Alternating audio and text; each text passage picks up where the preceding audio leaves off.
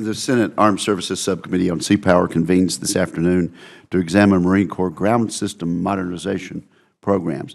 This afternoon, we welcome Mr. John M. Garner, Program Executive Officer for Land Systems, Marine Corps, Lieutenant General Robert S. Walsh, who serves as Deputy Commandant for Combat Development and Integration. General Walsh is also the Commanding General of Marine Corps Combat Development Command, and Brigadier General Joseph F. Schrader, Commander of the Marine Corps Systems Command. Our subcommittee thanks these distinguished witnesses for their selfless and steadfast service to the nation. As the saying goes, there's no better friend than a Marine. There's also no worse enemy than a U.S. Marine. I truly believe this sentiment captures the professionalism and tenacity of the Marine Corps. Grit, perseverance, ingenuity, and smarts are traits ingrained in the Marine Corps' DNA. These traits have served the Marines well during the last 15 years of war. However, even Marines have limits. An unrelenting operational tempo has damaged readiness and undermined critical modernization efforts to replace aging equipment. Today, the subcommittee will focus on modernization, but I cannot emphasize enough the connection between readiness and modernization. In terms of modernization, for too long, many Marine Corps modernization programs have suffered from drawn-out development timelines, moving and unrealistic requirements, and cost overruns. These factors have often conspired to prevent fielding replacements for aging systems.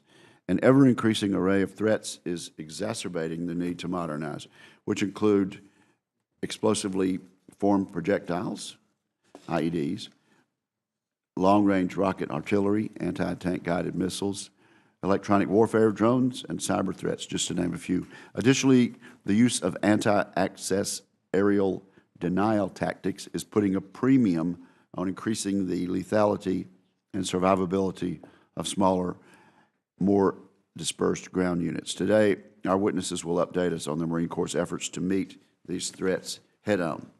First, the subcommittee wishes to discuss the Marine Corps strategy for modernizing its vehicle fleet, particularly amphibious combat vehicles. These programs are crucial for enabling the Marines to maintain their amphibious assault capabilities while providing mobile armored protection for ground maneuver forces. There are two key vehicles. One is the Assault Amphibious Vehicle, AAV, Survivability Upgrade Program, which modernizes some of the AAVs remaining in service. The other program is the Amphibious Combat Vehicle ACV 1.1 program. Both programs will provide increased maneuverability and protection over current platforms until the future ACV 1.2 is ready, hopefully around 2025. The Marine Corps intends ACV 1.2 to match capabilities similar to those envisioned for the canceled Expeditionary Fighting Vehicle. However, a recent GAO report contends that the Marines may be overstating potential savings when comparing the ACV 1.1 to the retiring AAVs it will be replacing. The subcommittee is interested in hearing the Marine Corps' perspective on the GAO's findings and a current update on these programs. The wars in Iraq and Afghanistan have demonstrated the urgent need for increased protection and mobility offered by the Joint Light Tactical Vehicle. The subcommittee wants to hear how the Marine Corps plans to acquire its fleet of 5,500 JLTVs, particularly in light of the FY18 budget request for just 527 vehicles. That figure is about half the level that the Marine Corps projected to procure in the FY17 budget request. Such shortfalls have an impact on capability, readiness, and program costs that should be addressed, so our Humvees can be replaced as soon as possible. While the Army is upgrading its Stryker infantry fighting vehicles and planning Abrams main battle tank, or MBT, modernization, it's worth noting that the Marines use the Light Armored Vehicle 3, or LAV-3, a vehicle very similar to the Army Stryker and also the Abrams. Subcommittee is interested in the Marine Corps' plans for modernizing these two platforms.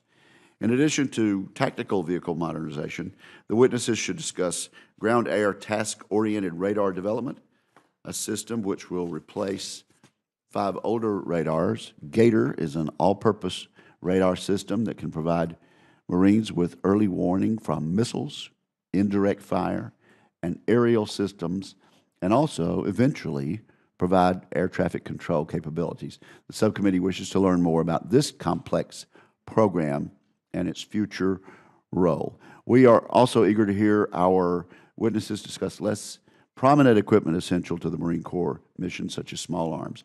Over the past year, the Marine Corps has collaborated with the Army on a joint 556 millimeter round.